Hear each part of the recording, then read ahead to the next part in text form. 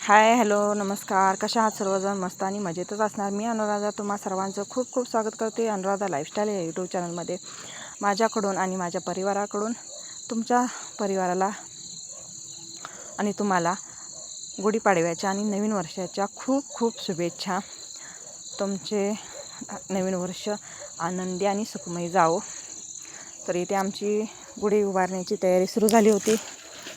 खरं तर आमची गुढी सकाळी 6च्या अगोदरच उभा राहते, पण ह्या वर्षी अमावस्याचं 6:53पर्यंत होते आणि अमावस्याच्या ह्याच्यामध्ये गुढी उभा करत नसतात. तर इथे आमची गुढी उभा राहिली.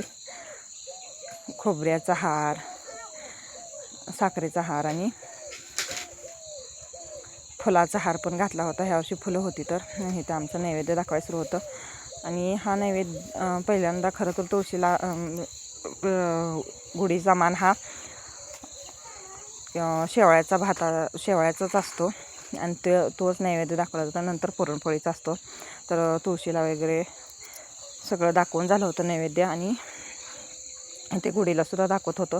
आणि ह्यावर्षी आत्या आणि मामासुद्धा गुढीची पूजा करण्यासाठी गावीच होते आणि त्यांनी सुद्धा पूजा करून घेतली आणि त्याहून नारळ वगैरे अर्पण केला आणि अशी छान अशी पूजा झाली.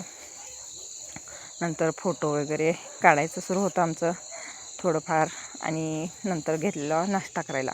नाश्त्यात काय असणार आहे, शेवाळ्याच होत्या. आणि हे बघा, खोबरं आणि